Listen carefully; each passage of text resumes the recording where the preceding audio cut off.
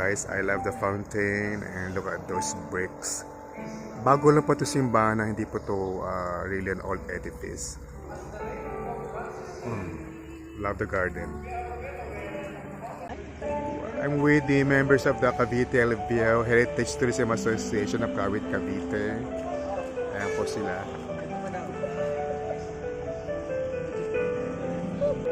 Dito po kami ngayon sa St. Anthony de Padua, dito po sa Kailaway na Cebu. The last time I've been here, I think was 3 years ago, and the first time was 6 years ago. And the church is now fully built kasi nung pumunta ako rito, nagka-fundraising pala sila. And I love the garden. Ang problema, meron pong wedding today at puno po ang party. Anyway, we'll just have to go around and show you the garden. Pwede nyo po tingnan nyo aking video.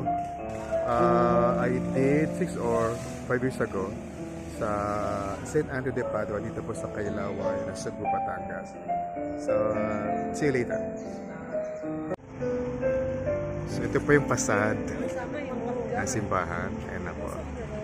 Ongoing pong wedding.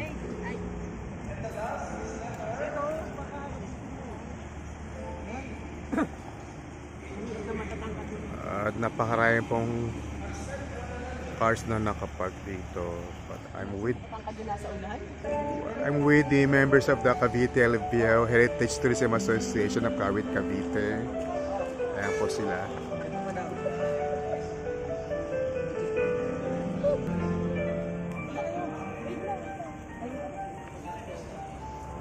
It's such a beautiful day.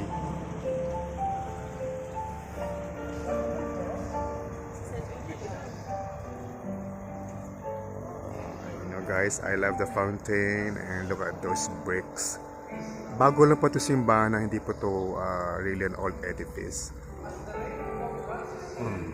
Love the garden.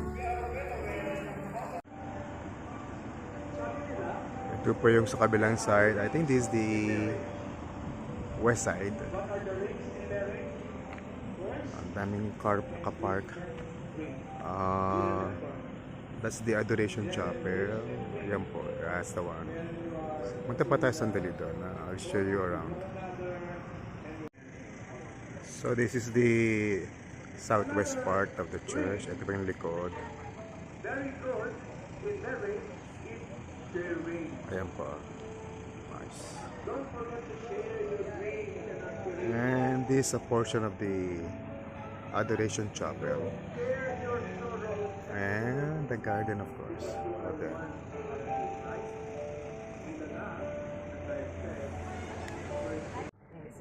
Mga sponsors, Inomatina, you are here because you are here to say. Lay, maganda kung magpakasal dito.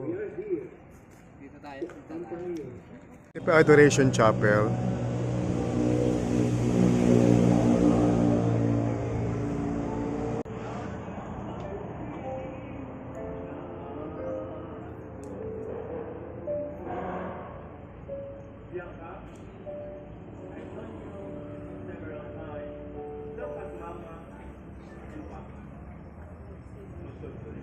Look at her. You were able to make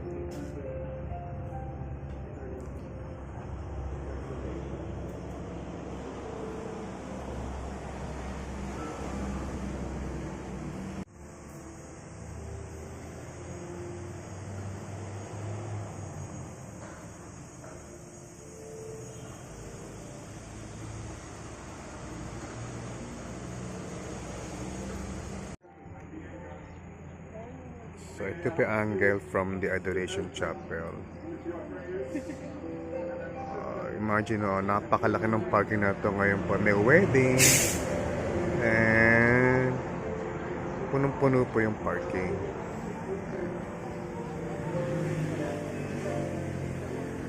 Anyway, siguro you should visit during ordinary days. And you find the church very spectacular, very sacred.